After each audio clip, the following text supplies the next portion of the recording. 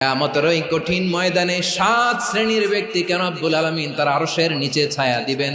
তার মধ্যে প্রথম শ্রেণীর ব্যক্তি হলো ইমামুন আদিল, যে ইনসাফের সাথে বিচার করে, যে জাস্টিস সমাজে সার্ভ করে, যে সুশাসন নিশ্চিত করে, ওই ইমামুন আদিল। আদিল শব্দটা বুঝছেন না? ইন্নাল্লাহা ইয়া'মুরু বিল আদল, পাইছেন? আদিল। 7 শ্রেণীর ব্যক্তিকে আল্লাহ তাআলা সুশীতল আরশের নিচে ছায়া দিবেন, যেদিন তার দেয়া ছায়া ছাড়া কোনো ছায়া থাকবে না।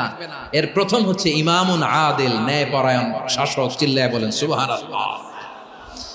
আবার বিশ্বনবী বললেন, ইন্নাল মুকসিতিনা ইনদাল্লাহি আলা মানাবিরা মিন নূর আন ইয়ামিনির রহমান। কিয়ামতের দিন যারা ন্যায় পরায়ণ হিসেবে আল্লাহর সামনে দাঁড়াবে, কিয়ামতের দিন রব্বুল আলামিন তার আরশের ডান দিকে ওই ন্যায় পরায়ণ লোকদের জন্য আরশের ডান দিকে একটা নূরের